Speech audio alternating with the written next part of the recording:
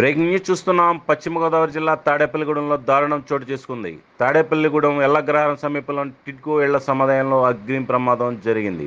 C17/102 ఇంట్లో gas cylinder పేలి భార్యాభర్తలు కుమార్తెకు తీవ్ర గాయాలయ్యాయి. భర్త బోడపాడు మురళి, భార్య కుమారి, కుమార్తె నీలింగా గుర్తించారు. భార్యాభర్తలిద్దరికీ 70% పైగా కాలగా, కుమార్తెకు 20% శరీరం కాలినట్లుగా తెలుస్తోంది. గ్యాస్ లీక్ అవడం గమనించకుండా వంటగదిలో లైట్ వేయగా ప్రమాదం జరిగినట్లుగా ప్రాథమిక సమాచారం అందుతోంది.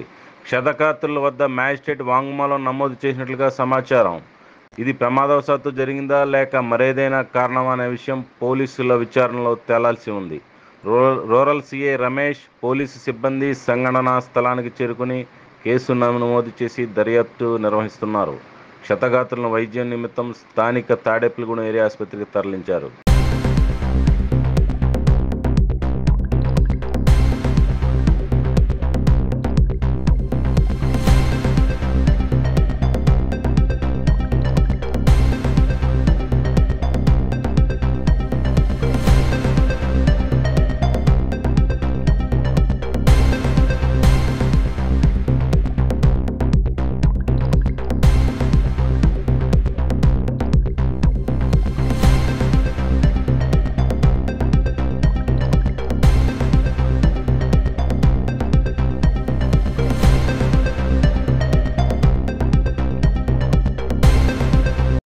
బ్రేకింగ్ న్యూస్ చూస్తున్నాం. పశ్చిమ గోదావరి జిల్లా తాడేపల్లిగూడెంలో దారుణం చోటు చేసుకుంది. తాడేపల్లిగూడెం ఎల్లగ్రహారం సమీపంలోని టిడ్కో ఇళ్ల సముదాయంలో అగ్ని ప్రమాదం జరిగింది.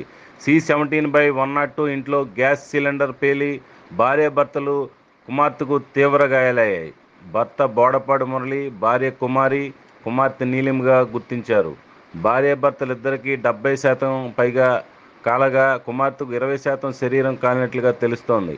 గ్యాస్ లీక్ అవడం గమనించకుండా వంటగదిలో లైట్ వేయగా ప్రమాదం జరిగినట్లుగా ప్రాథమిక సమాచారం అందుతోంది.